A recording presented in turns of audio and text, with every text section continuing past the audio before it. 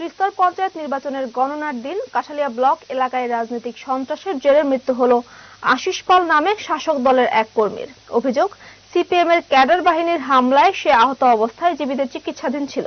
আজ সকালে তার মৃত্যুর খবর ছড়িয়ে পড়তেই সোনামুড়া বিলুনিয়া সড়কের নতুন বাজার এলাকায় রাস্তা অবরোধে সামিল হলেন বিজেপি কর্মী সমর্থকেরা। তাদের অভিযোগ, সিপিআইএম বিধায়ক শ্যামল চক্রবর্তীর নেতৃত্বে ক্যাডার বাহিনীরা আশিস পালের মাথায় আঘাত করে। তখনই তাকে সঙ্গে সঙ্গে আগরতলা জিবি হাসপাতালে নিয়ে যাওয়া হয়। দীর্ঘদিন তার চিকিৎসা চলার পর আজ সকালে তিনি মৃত্যুর কোলে ঢলে পড়েন।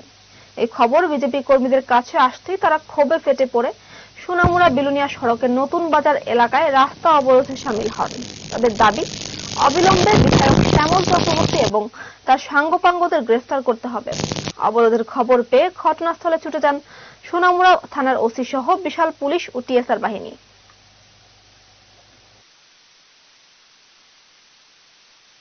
আমাদের কাঠালিয়া ব্লকের অন্তর্গত 8-10 জন কার্যকর্তা অনেক মাথা ব্যথা পেটে বিভিন্ন অত্যন্তভাবে জীবিত রেফার ছিল। গতকালকে দুজনের আশঙ্কাজনক অবস্থায় গতকালকে অসীম পাল 3টার সময় পরলোক গমন করছে। এতে আমরা বারবারই আমরা বিভিন্ন পত্র পত্রিকা থেকে শুরু করে আমরা আন্দোলনের মাধ্যমে থানা ঘেরা করেছিলাম। তারপরে থানাবাবু বড়বাবু আশ্বাসন করেছিল আসামিদের গ্রেপ্তার করবে, কিন্তু আজকে আমরা দেখছি আসামি গ্রেপ্তার হচ্ছে না, বরং তারা বাজারের মধ্যে চক্ষু রাঙিয়ে আমাদের ভারতীয় জনতা পার্টির কার্যকর্তার উপর আবার হুমকি দিচ্ছেন। তাই আমরা চাই না ভারতীয় জনতা